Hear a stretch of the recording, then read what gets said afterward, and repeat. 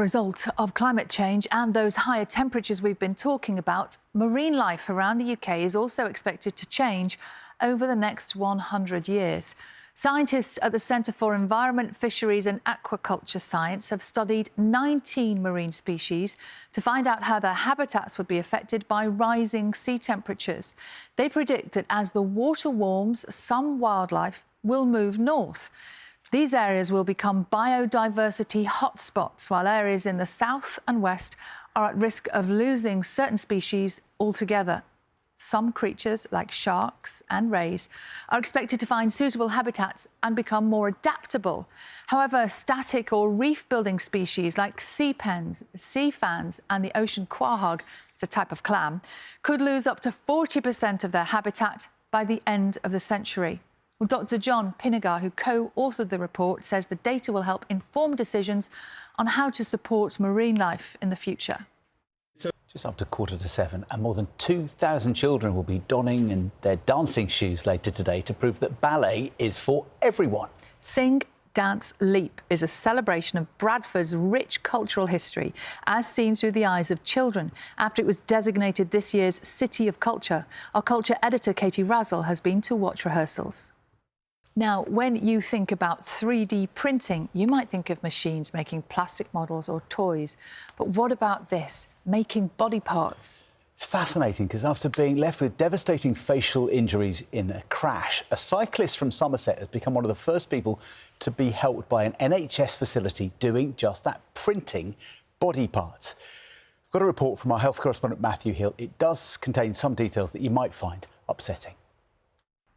Doctors are calling for all current cases against women suspected of ending their own pregnancies to be dropped. It comes after MPs voted yesterday to change the law to decriminalise abortion in England and Wales. Our health correspondent Sophie Hutchinson reports. Of June, and we start this morning with the news that President Donald Trump is considering sending American military equipment and personnel to support Israel's ongoing conflict with Iran. Reports in the United States and Israel claim that Mr. Trump has been on the phone to the Israeli Prime Minister Benjamin Netanyahu overnight, while Iran's supreme leader says his country will never compromise, despite calls from the White House for an unconditional surrender. With the very latest, here's our North America correspondent, Jake Kwan. Well, in just a moment, we're going to speak to our Middle East correspondent, Hugo Bachega. But first, let's go straight to Jake now in Washington. So, Jake, President Trump promised, didn't he, no new wars during his presidency. How significant would it be for intervention from... Now, as John was just telling us, in less than 2 weeks' time, the most famous tournament in world tennis, Wimbledon, gets underway. The legendary Martina Navratilova won a record 9 Wimbledon singles titles. And she's been speaking to the BBC's Amal Rajan about her career, the state of tennis and the country she has called home for the last 50 years, the United States.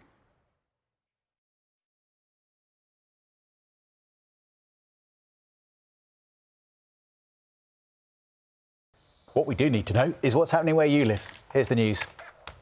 Welcome back. Good to have you with us. Breakfast today with Sally Nugent and John Kane.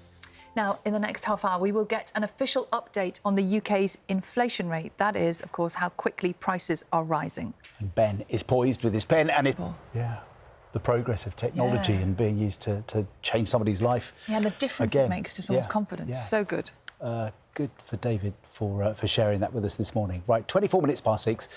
Let's look at the paper. Good morning. Welcome to Breakfast with Sally Nugent and John Kane. Our headlines for you today. Summary of the report here.